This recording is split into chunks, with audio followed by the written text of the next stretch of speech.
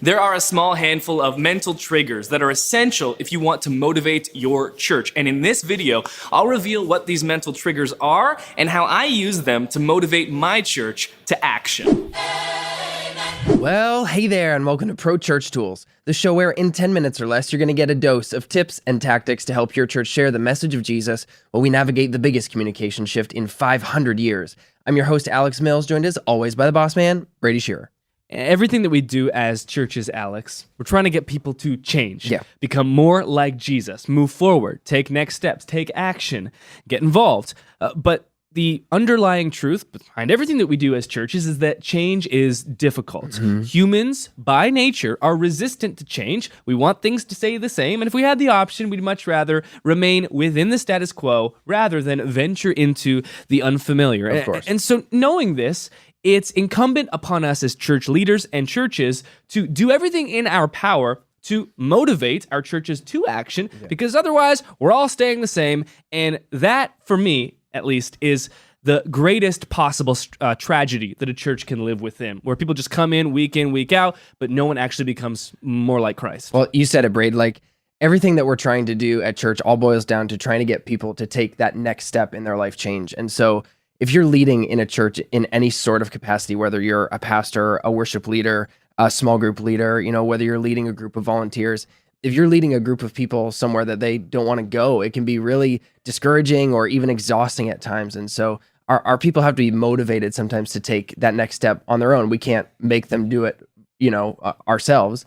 And so there are some things I think that you're going to learn in this episode that's going to help you when it comes to leading people to take that next step.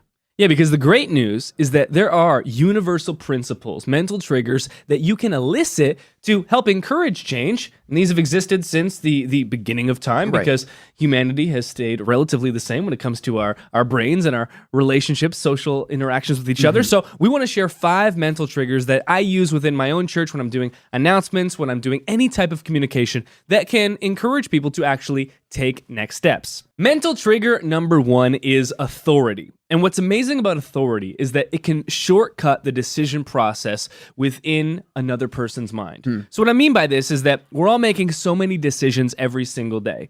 And a lot of the times we can get in a place that's known as decision fatigue, where we're just tired of making choices and then we end up making bad choices. So one example of this would be at the end of the day, you've been trying to eat healthy all day, but you're tired. It's 9 p.m.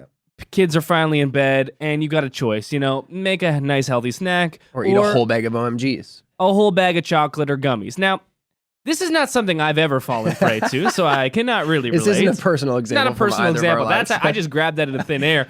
But what's amazing about authority is that it allows a person listening to not have to make the decision for themselves, because they can just follow the person who's in charge. We see this with authority figures. Like, if you're in a crisis moment and a firefighter says something, hey, just do this, you're like, thank goodness, I'll just whatever you say. But this also happens with like gear when it comes to athletes or video gear. How many videos have we made where someone's been like, what video camera did you shoot that video with? Because they just want to buy the exact camera that we have so that they won't have to figure out which camera is right for them. Same thing when it comes to gear. You see those people, on the basketball court or like playing tennis, and they've got the best racket and they've got all the wristbands. They don't know how to play tennis at all, but they look the part because we feel like, okay, if I can just trust the person with authority, I can make the right decision. And so when it comes to church, you can do this just with the pastor preaching from stage. You can say certain things like, hey, I've been studying this content for the last 5 weeks, and I've invested a ton of time and energy. And just saying something like that will subconsciously indicate to someone listening, oh, they've spent X amount of hours working and studying this material.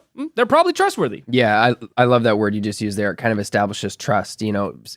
We have long, busy weeks. We have busy lives. We're being inundated with ads, from every which side. This decision-making fatigue that you mentioned earlier is a real thing. And so sometimes maybe the people who find themselves in your church on Sunday just want to sit back and not have to make a ton of decisions or have to find these answers on their own. They just want to hear it from somebody who's gone ahead and done the work. And so that's your pastor. Mental trigger number 2 is anticipation. This is all about building awareness and excitement before something actually takes place. So just yesterday, we huddled around my computer and watched the Captain Marvel trailer that movie isn't coming out until March of 2019. So we're, 6 months beforehand. What Marvel is doing, what Disney's doing, is they're going to build anticipation within us so that when that movie is actually released, we don't have to make the decision, should I see this movie or not? We've already pre-made that decision. We know the trailer was good. I liked it. I'm definitely going to see that movie. Makes the decision process easier.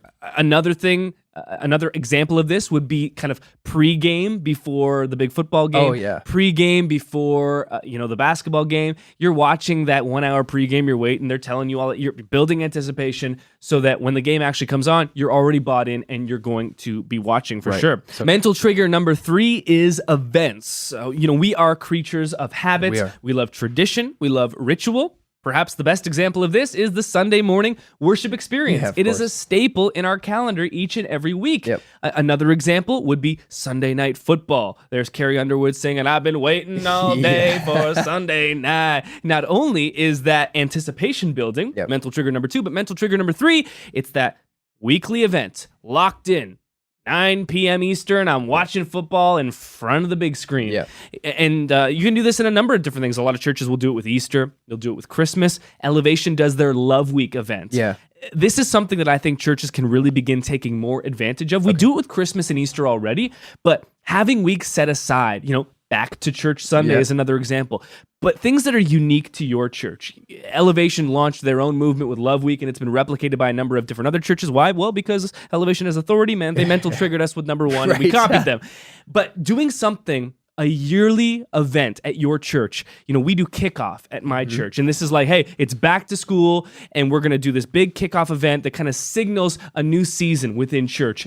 Finding these events. We do these with our launches, our product launches.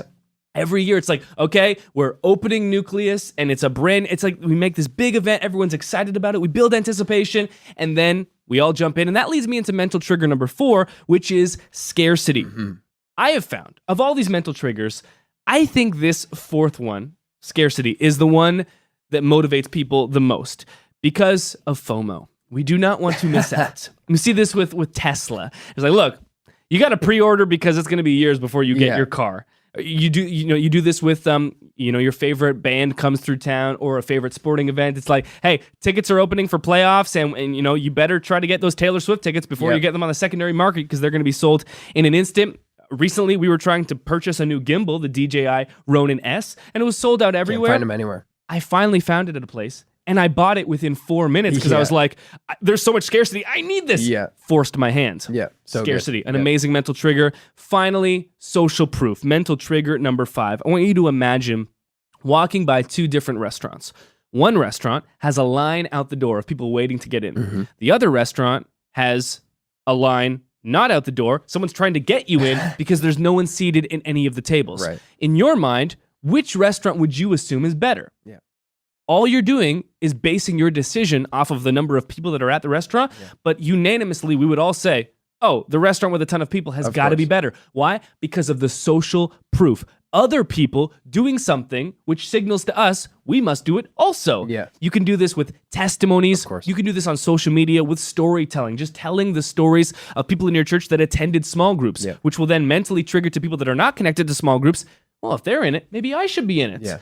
Another great mental trigger. To recap, the 5 that you can use to motivate your church to action. Number 1, authority. Number 2, anticipation. Number 3, events. Number 4, scarcity. And number 5, social proof. The featured resource we wanted to highlight on this episode of Pro Church Tools is the Ultimate Social Media Blueprint for Churches. This is a free mini course to teach you all about social media. How do you actually do it at your church and do it well? It's a free mini course linked in the show notes for this episode. Thanks for watching. We'll see you next time.